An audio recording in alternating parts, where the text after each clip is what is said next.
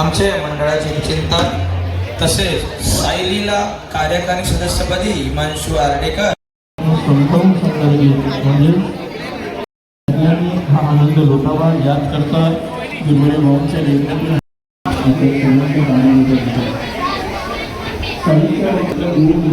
जय जयकार